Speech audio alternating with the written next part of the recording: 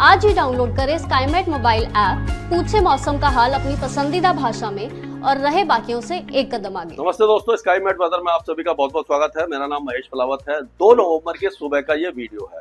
इसमें हम अगले कुछ दिनों का मौसम देखेंगे और सबसे बड़ी बात यह है, आपने देखा होगा कि वेस्टर्न डिस्टर्बेंस जो है अभी तक बड़े कोई वेस्टर्न डिस्टर्बेंस नहीं आया। हालांकि अक्टूबर के सेकेंड हाफ से पश्चिमी विक्षोभ आना शुरू हो जाते हैं।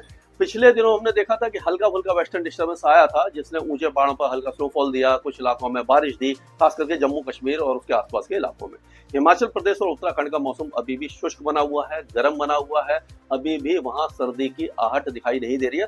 रात के समय मौसम हालांकि ठंडा हो जाता है। अब क्या होता है कि वेस्टर्न डिस्टर्बेंस के लिए मैंने एक वीडियो बनाया था, लेकिन फिर भी मैं आपको बताना चाहूंगा कि वेस्टर्न डिस्टर्बेंस जो होते हैं अक्टूबर के सेकेंड हाफ से आना शुरू करते हैं और मार्च तक आते रहते हैं।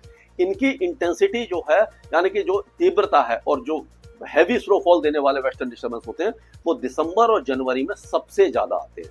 पिछले साल दिसंबर तक कोई बड़ा वेस्टर्न डिस्टर्बेंस नहीं आया था और स्नोफॉल का इंतजार लोग करते रह गए थे, और जो भी जो आपके पहाड़ों के इलाकों में स्कीइंग वगैरह रिजॉर्ट थे वो सारे सुनसान पड़े हुए थे। लेकिन इस बार दिखाई दे रहा है कि हाँ, अभी हल्का वेस्टर्न डिस्टर्बेंस आया था। अब नवंबर में सेकेंड हाफ से इनकी इंटेंसिटी बढ़ना शुरू हो जाएगी, स्नोफॉल शुरू हो जाएगा और फिर वहां से जो बर्फीली हवाएं आएंगी वो तापमान को गिरा देंगी। और दिसंबर में नेचुरली बहुत ज्यादा सर्दी पड़ जाती है, और इस बार भी लग रहा है कि पिछले साल से तो सर्दी ज्यादा पड़ेगी, लेकिन फिर भी जो सीवियर विंटर का जो फोरकास्ट कई जो व्हाट्सएप ग्रुप्स वगैरह में चल रहा है वो नहीं है, क्योंकि लोग इसको ला नीना से जोड़ रहे हैं। तो लानीना जब होता है तो जरूरी नहीं है, इसका कोई डायरेक्ट कोरिलेशन नहीं है सर्दियों से। तो जब लानीना होता है तो ऐसा जरूरी नहीं है कि सीवियर विंटर पड़े या बहुत कड़ाके की ठंड पड़े, क्योंकि पिछले 10 सालों में 6 साल लगभग लानीना था और आपने देखा होगा कि इतनी ज्यादा सर्दी नहीं पड़ रही है। ग्लोबल वार्मिंग और क्लाइमेट चेंज का असर साफ साफ दिखाई देने लगा है। तो अब अगर आगे हम देखेंगे तो उत्तर पश्चिमी दिशा से हवाएं चलती रहेंगी, तो उत्तर भारत, पहाड़ी इलाके, मध्य भारत और पूर्वी भारत के ज्यादातर इलाके सूखे बने रहेंगे और कोई ज्यादा वेदर एक्टिविटी हमें दिखाई नहीं देगी। अब ये आप देखिए कि नेपाल की पहाड़ियों पर हल्का फुल्का बारिश हो सकती है, और उसी तरह से जो पूर्वोत्तर राज्यों में बारिश की गतिविधियों में भारी कमी दिखाई देगी, और उसी जो कोस्टल आंध्र प्रदेश है, तेलंगाना के दक्षिणी इलाके हैं, यहाँ पर हल्की बारिश होगी। महाराष्ट्र के तट पर हल्की बारिश होगी, लेकिन जो दक्षिणी भारत है वहां पर बारिश की गतिविधियां बढ़ जाएंगी। अगर हम अलग अलग मैप के हिसाब से देखें तो ये जो गिलगिट बाल्टिस्तान, मुजफ्फराबाद, लद्दाख और जम्मू कश्मीर का मैप है, इसमें आप देखेंगे कहीं पर भी कोई वेदर एक्टिविटी नहीं है। हालांकि सर्दी धीरे धीरे बढ़ेगी, लेकिन मौसम साफ बना रहेगा, बादल भी नहीं रहेंगे।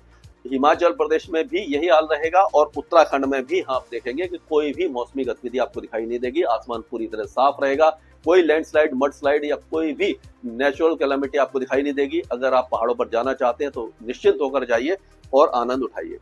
अब अगर पंजाब की हम बात करते हैं तो पंजाब में भी अब आप देखेंगे कहीं पर भी कोई मौसमी गतिविधि नहीं है। हालांकि पंजाब में जो मिनिमम टेम्परेचर है वो गिरने लगे हैं, रात और सुबह की सर्दी बढ़ रही है, दिन अभी भी गर्म है। यानी कि डायगोनल वेरिएशन जो होता है, मैक्सिमम और मिनिमम टेम्परेचर का जो डिफरेंस होता है वो काफी ज्यादा है। तो इस समय आपको बहुत ज्यादा प्रिकॉशन लेने की जरूरत है। दिन में गर्मी हो जाती है, शाम और सुबह के समय सर्दी बढ़ जाती है। तो अपना ख्याल रखिए और बीमारी से बचे रहिए। अपने आप को शाम के समय थोड़ा सा कवर करके रखिए, और इस समय मच्छर वगैरह भी काफी ज्यादा होते हैं तो डेंगू का खतरा भी बढ़ जाता है। तो फुल स्लीव्स की शर्ट वगैरह पहन के रखिए। वही हाल आप देखेंगे कि हरियाणा और जो दिल्ली में भी सेम सिचुएशन है पंजाब जैसी। या मिनिमम टेम्परेचर धीरे धीरे गिरेंगे, लेकिन बहुत ज्यादा स्टीप फॉल नहीं दिखाई दे रहा है। दिल्ली एनसीआर में पॉल्यूशन रहेगा, लेकिन अभी क्योंकि उत्तर पश्चिम दिशा से हवाएं चलती रहेंगी तो पॉल्यूशन बहुत ज्यादा सीवियर होने की संभावना हमें दिखाई नहीं दे रही है।